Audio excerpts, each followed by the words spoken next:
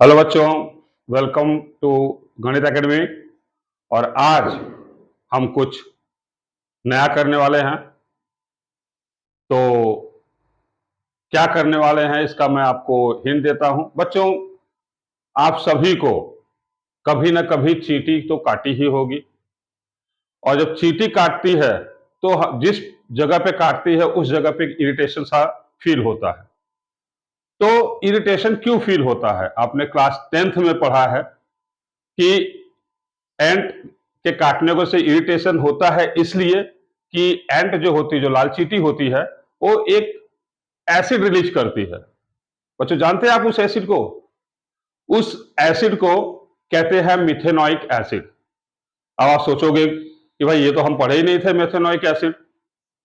तो ये जो मैंने बताया, इसका आईयूपीएसी नेम बताया, मिथेनोइक एसिड। इसका जो कॉमन नेम है वो है फॉर्मिक एसिड। और आप चूंकि 12th में हैं तो आपको फॉर्मिक एसिड का फॉर्मूला भी पता होगा। यही वो एसिड होता है जिसके काटने से, एंट के काटने से जो एंट रिलीज करता है हमारे बॉडी में, और इसी एसिड की वजह से हमारे बॉडी में इरिटेशन होता है। तो जो आज का जो हमारा चैप्टर है इसी एसिड पर बेस्ड है। इस एसिड में मतलब ये जो देख रहे हो आप, इसी पे बेस्ड है। और आज का जो हमारा चैप्टर है केमिस्ट्री का चैप्टर है, और केमिस्ट्री के इस चैप्टर का नाम है कार्बोक्सिलिक एसिड। ये आज का हमारा चैप्टर है कार्बोक्सिलिक एसिड। बच्चों, इससे पहले आपने एल्डिहाइड पढ़ा, आपने कीटोन पढ़ा, और अब उसी कड़ी में ये कार्बोक्सिलिक एसिड है पढ़ रहे हैं। क्यों? क्योंकि इन तीनों में एक चीज कॉमन है, और वो है प्रेजेंस ऑफ कार्बोनिल ग्रुप। ये जो कार्बोनिल ग्रुप है सीओ, जैसे कि हम लोग अगर RCHO लिखते हैं तो आपको पता है ये एल्डिहाइड ग्रुप हो जाता है। आप अगर ROR- लिखते हो तो ये कीटोन ग्रुप हो जाता है। अब ये, और यहां पे आप जो लिखोगे वो लिखोगे आप RCOOH लिखोगे, तो ये कार्बोक्सिलिक एसिड ग्रुप हो जाएगा। पर जो यहाँ पे जो आर लिखा है मैंने, ये जो आर है, ये आर जो है ये स्टैंड करता है एल्काइल ग्रुप के लिए। ये एल्काइल ग्रुप के लिए स्टैंड करता है, एल्काइल ग्रुप के लिए स्टैंड करता है। R- भी एल्काइल ग्रुप है। इसमें दो एल्काइल ग्रुप होते हैं कीटोन में। अब दोनों सेम भी हो सकते हैं, अलग अलग भी हो सकते हैं। आपने इसको देखा हुआ है, आपने समझा हुआ है। तो आज हम लोग कार्बोक्सिलिक एसिड को पढ़ेंगे। तो चलो शुरू करते हैं आज का ये हमारा चैप्टर, जो कि है कार्बोक्सिलिक एसिड। बच्चों, अगर हम स्ट्रक्चर की बात करें, अगर हम इसके स्ट्रक्चर की बात करें तो इसका स्ट्रक्चर कुछ यूं होगा। ये यहां पे O, यहां पे H, और ये ऑक्सीजन के पास ये लोन पेयर इलेक्ट्रॉन्स होंगे। ये लोन पेयर इलेक्ट्रॉन्स होंगे, ये इनका स्ट्रक्चर होता है।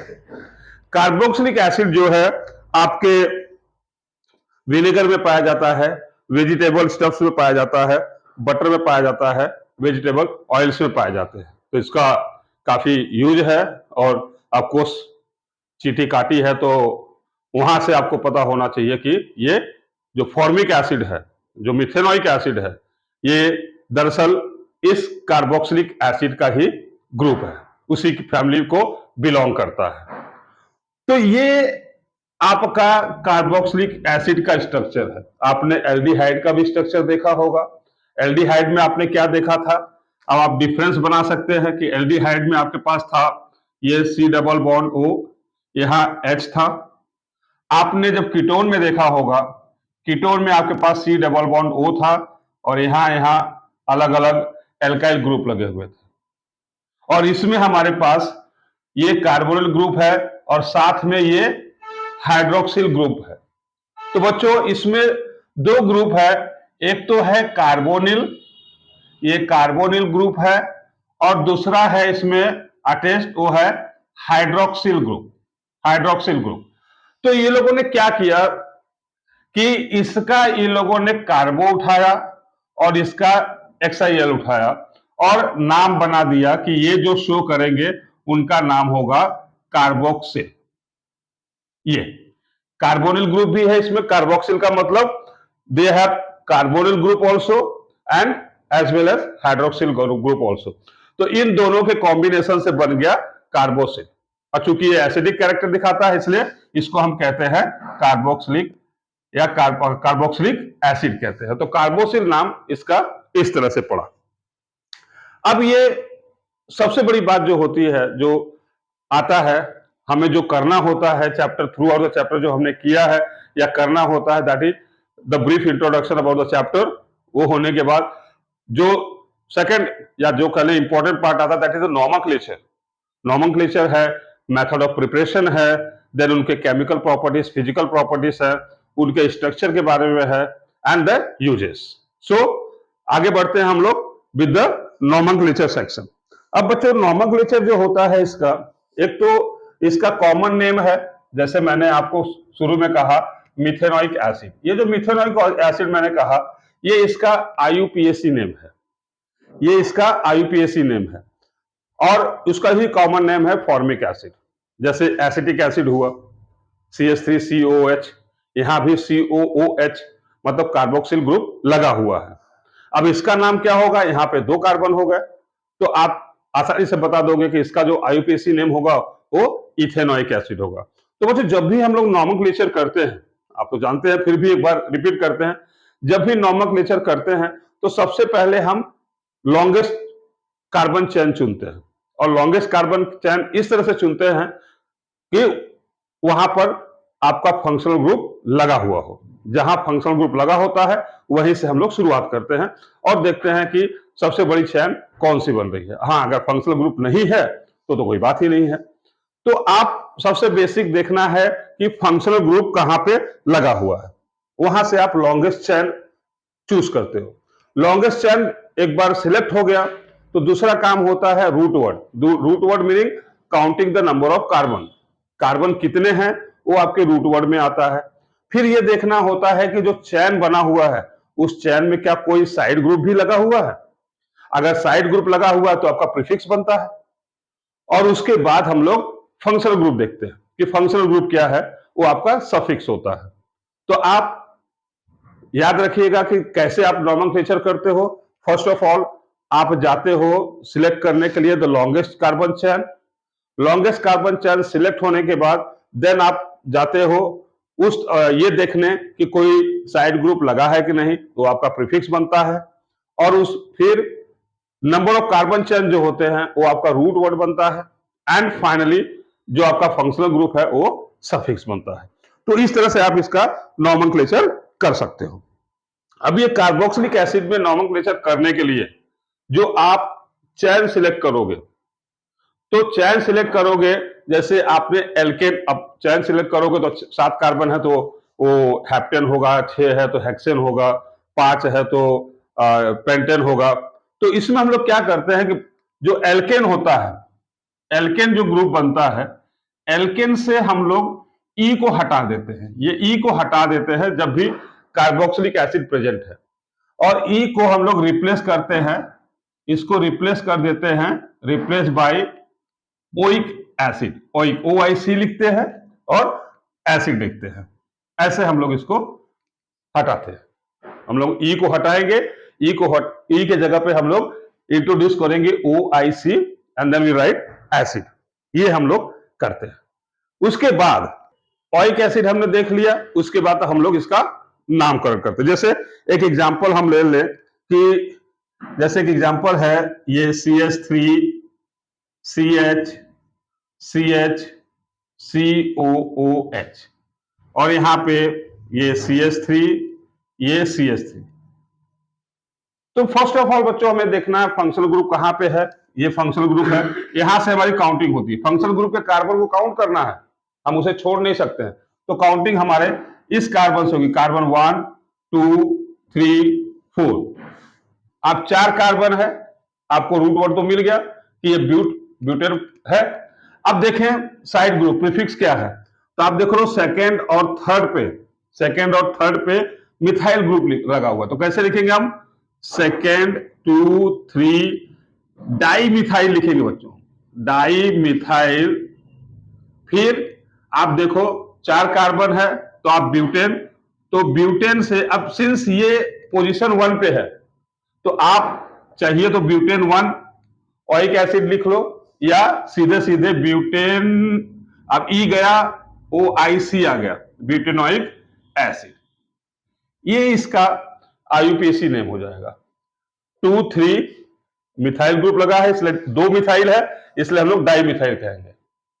अगर दोनों अलग अलग होते तो 2 पे क्या है 3 पे क्या है अल्फाबेटिकली हम लोग देखते और उसके अकॉर्डिंग हम लोग ये साइड ग्रुप का नाम लिखते। तो ये हो गया आपका, देखिए ये प्रीफिक्स है, ये आपका यहाँ पे रूट वर्ड है, ये सफिक्स है। तो इस तरह से हमें नॉमेनक्लेचर करना होता है। एक एग्जांपल और देखते हैं, ये पर देखिए, अब यहां पे देखिए दोनों तरफ कार्बोक्सिल ग्रुप लगा हुआ है, साइड ग्रुप भी लगा है, यहां पर ये इथाइल ग्रुप लगा है, यहां पर ये मिथाइल ग्रुप लगा है। अब क्वेश्चन अराइज ये होता है कि नंबरिंग हम इस तरफ से शुरू करें या इस तरफ से। तो आप देखिए अल्फाबेटिकली पहले किसे लिखा जाएगा, तो अल्फाबेटिकली ये इथाइल ये मिथाइल, तो पहले ई आता है, तो इस तरफ से हमारी नंबरिंग शुरू होगी। तो जो हम नंबरिंग करेंगे इसको कार्बन, ये 1 ये 2 ये 3 ये 4 ये 5 ऐसे। और नाम, अब नाम लिखना आसान, पहले हम लोग प्रीफिक्स लिखते हैं, तो 2 इथाइल 3 मिथाइल 3 मिथाइल।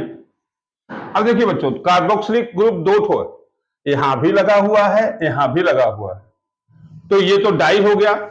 तो कैसे लिखेंगे इसको, अब हम लोग इसको पेंटेन डाई ओइक तो लिख नहीं सकते, तो हम लोग इसको ऐसे लिखेंगे, पोजीशन अलग अलग है, तो हम लोग लिखेंगे पहले तो रूट वर्ड पेंटेन, तो पेंटेन, फिर 1,5 डाई ओइक एसिड, ये इस तरह से लिखा जाएगा।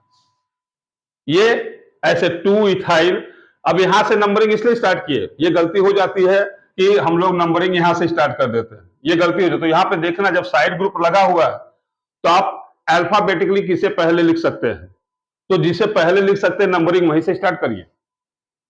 तो नंबरिंग आप इस तरह से स्टार्ट करेंगे और ये इसका नाम आएगा।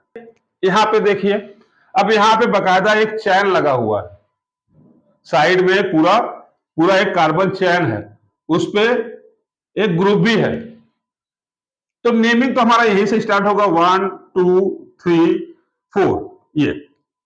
अब देखिए 2 पे एक पूरा ग्रुप लगा हुआ है, अब क्या है ये 2 पे, 2 वाले के 2 पोजीशन पर क्या है, 2 वाले के 2 पोजीशन पे क्या है, तो ये ऑक्सो ग्रुप लगा हुआ है, 2 ऑक्सो प्रोपाइल, हम इसको प्रोपाइल कहेंगे, साइड ग्रुप है, हम इसको प्रोपेन नहीं कह सकते हैं। ये 2 ऑक्सो, ये ऑक्सो ग्रुप हो गया, ओ लगा हुआ है ऑक्सो ग्रुप हो गया, 3 कार्बन है प्रॉप हो गया, प्रोपोक्सिल ग्रुप हो गया, ऑक्सो प्रोपाइल। तो ऑक्सो प्रोपाइल, उसके बाद यहां आइए ऑक्सो प्रोपाइल, अब ये 1 4 और क्या है ब्यूटेन, तो ब्यूटेन 1 4 डाई ओइक एसिड, ये इसका नाम होगा, आईयूपीएसी नेम होगा इसका। आगे बढ़ते बच्चों, अब बच्चों ये देखिए, अब यहां पे जैसे इसको देखें, ये साइक्लो ग्रुप है, इसमें बॉन्ड लगे नहीं हुए कि आप इसको बेंजीन मानो, तो ये साइक्लो है, तो आप इसको लिखोगे साइक्लोहेक्सेन, साइक्लोहेक्सेन, और 1 पे लगा है ये कार्बोक्सिलिक ग्रुप, तो आप इसको लिखोगे cyclohexane 1 carboxylic acid, carboxylic acid, ये इसका नाम दोगे। ऐसे ही अगर देखिए इसका ये स्ट्रक्चर है, मैंने यहां पे सिंप्लीफाइड कर दिया हुआ है ताकि आपको ये नंबरिंग देने में तकलीफ ना हो। ये आपका साइड ग्रुप है, तो इसके कार्बन को तो हम इंक्लूड कर नहीं सकते, तो हमारे पास कार्बन है 3। अब यहां देखिए कि यहां से काउंटिंग यदि शुरू करें 1 2 3, तो आप देखोगे कि 3 पे आपके फिनाइल ग्रुप लगा हुआ है और 2 पे आपके एल्काइन है, तो हम इसका नाम ऐसे लिख सकते हैं, 3 फिनाइल, फिनाइल, 3 कार्बन है तो प्रोपेन हो गया, तो ये प्रोपिनोइक एसिड, ये नाम ऐसे हम लिख सकते हैं। प्रोपेन नहीं लिखा हमने, इन ये डबल बॉन्ड हमने यहां इंट्रोड्यूस कर दिया है, प्रोपिनोइक एसिड, ये 3 फिनाइल प्रोपिनोइक एसिड। आपको चाहिए तो आप इसको प्रोपिन 1 ऑइक एसिड लिख दीजिए, तब भी गलत नहीं होगा, ऐसे भी ये गलत नहीं होगा। इसमें देखिए ये तो आसान है, ये कार्बन 1, ये 2, ये 3, ये 4। अब ऐसे है मतलब यहां पे मिथाइल ग्रुप लगा हुआ है, ऐसे मतलब ये मिथाइल ग्रुप लगा हुआ है, 4 कार्बन है, तो आप इसको लिख सकते हो 3 मिथाइल, 3 मिथाइल, फिर ब्यूट, तो ये ब्यूटेनोइक एसिड, ब्यूटेनोइक एसिड ऐसे। अब चाहिए तो आप यहाँ पे ब्यूटेन 1 ऑइक एसिड लिख दो आप अपने लिए, ताकि आप ये समझा सको कि काउंटिंग कहां से शुरू हुई है। यहां पर देखिए, यहां पर ये हाइड्रोक्सी ग्रुप होगा और ये आपका कार्बोक्सिलिक ग्रुप होगा। अब इसका नाम हम लोग कैसे करेंगे, तो इसका नाम करने के लिए आप देखिए नंबरिंग ऑफ कार्बन कहां से करेंगे, नंबरिंग ऑफ कार्बन हम लोग वहीं से करेंगे जहां पर हमारा फंक्शनल ग्रुप है। तो यहां से इसका हमने नंबरिंग किया 1, 2, 3, 4, 5 और ये 6। अब यहां पर 5वें नंबर पर आपके हाइड्रोक्सी ग्रुप है, तो पहले तो हम लोग प्रीफिक्स लिखते हैं, तो 5 हाइड्रोक्सी, 5 हाइड्रोक्सी, कुल 6 कार्बन है तो हेक्सेन है, तो हेक्सेन 1 ऑइक एसिड। इस तरह से आप इसके नाम लिख सकते हो। ऐसे ही हम एरोमेटिक कंपाउंड्स के भी नाम लिख सकते हैं। आप एरोमेटिक कंपाउंड्स के नाम लिखने की प्रैक्टिस कर सकते हो, ज्यादा नहीं आता है, बेसिकली ऐसे आपको पूछे जाएंगे, ये आपके बोर्ड्स में पूछे जा सकते हैं, JEE में IUPAC आता है, तो आप इसे होपफुली समझा होगा। हम नेक्स्ट क्लास में जो आपके एनसीईआरटी बुक का IUPAC सिस्टम, IUPAC नेम है, उसको करेंगे। तब तक कीप वॉचिंग। Thank you.